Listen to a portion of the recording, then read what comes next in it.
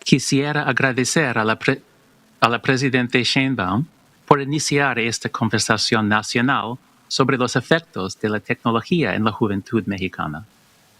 También deseo agradecer al secretario Delgado y subsecretario Villanueva por su dedicación y su colaboración. Por favor, disculpa mi español de nivel de bachillerato. Me llamo Jonathan Haidt, soy el autor de La generación ansiosa, libro que documenta los numerosos efectos nocivos que los teléfonos inteligentes y las redes sociales han tenido en los niños y jóvenes de todo el mundo en los últimos 15 años. Entre 2010 y 2015, la infancia pasó de su forma tradicional, basada en el juego, a lo que tenemos hoy, que podría denominarse una infancia basada en el teléfono. En aquel entonces, pensábamos que nuestros hijos eran nativos digitales. Crecían rodeados de teléfonos inteligentes y computadoras, y creíamos que eso los haría sumamente inteligentes y hábiles. Pero estábamos equivocados. Ahora sabemos que la infancia basada en el teléfono provoca depresión, ansiedad, trastornos alimentarios, adicción, distracción, menor capacidad de atención y aprendizaje, acoso sexual y una serie de otros daños para los adolescentes. Las empresas que controlan la atención de nuestros hijos utilizaron algoritmos y inteligencia artificial para enganchar al máximo a cada niño con el fin de vender su atención. Luego, mintieron al respecto. Pero ahora ha salido a la luz la verdad. Salió a la luz gracias al valiente testimonio de denunciantes como Arturo Bejar y Frances Haugen. Salió a la luz en el histórico caso judicial de Los Ángeles el pasado mes de marzo. Salió en cientos de estudios científicos, los cuales mi equipo de investigación ha recopilado en nuestro boletín afterbabble.com. Y salió cada vez que los padres conversamos entre nosotros y descubrimos que todos enfrentamos las mismas dificultades en nuestros hogares. Por eso, ahora, en 2026, las democracias del mundo empiezan a decir, basta, no con nuestros hijos. Las democracias del mundo están quitando los teléfonos inteligentes durante la escuela y están elevando a 16 años la edad mínima para abrir cuentas en redes sociales. Le animo a usted, Presidenta Sheinbaum, a implementar ambas medidas en México. Imagínese si, cuando nosotros íbamos a la escuela, hubiéramos podido llevar nuestros televisores y radios para usarlos durante la clase. Imagínese ser maestro en una situación tan imposible.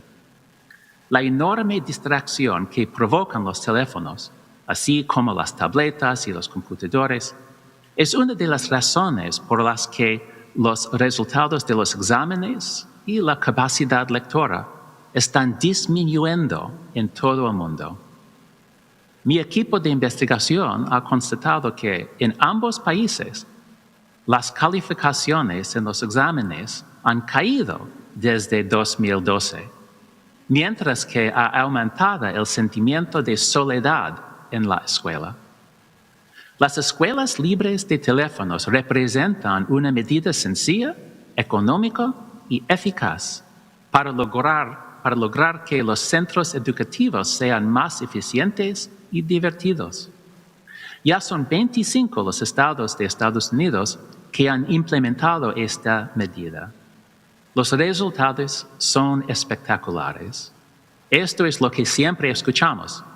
Recuperé a mis alumnos y el comedor está lleno de vida. Aquí está la clave del éxito.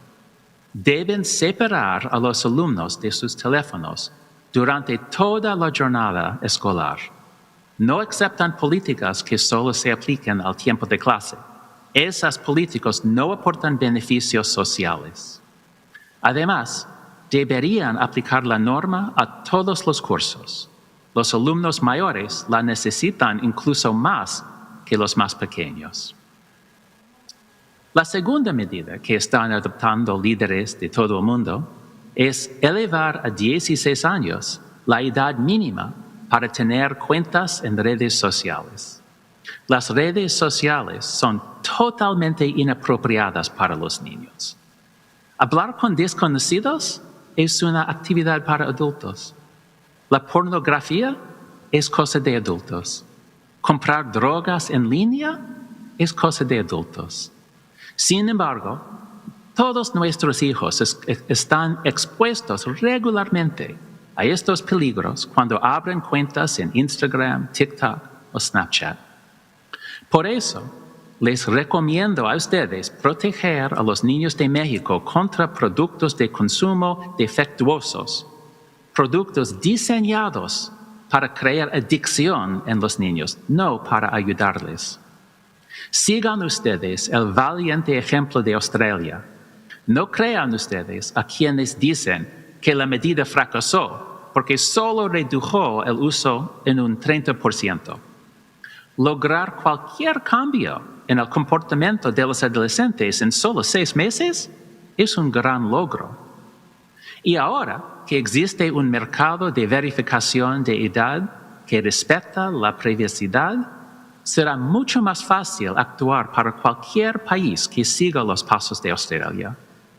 Mi consejo es el siguiente: que se centren en el diseño de las plataformas, no en regular o prohibir contenidos. Podríamos aprovechar del ejemplo de Indonesia, que enumera las funcionalidades inapropiadas para los niños, como hablar con desconocidos. Para terminar, el antiguo filósofo chino Lao Tzu dijo: un viaje de 1000 millas comienza con un solo paso.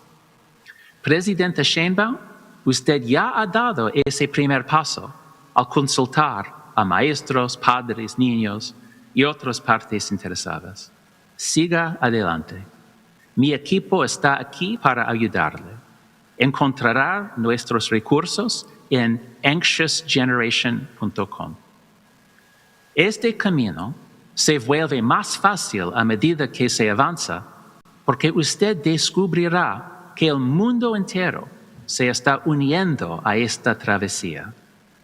Y el viaje también se vuelve más divertido, porque usted verá a los niños mexicanos inventando sus propios juegos, riendo juntos y leyendo libros por placer.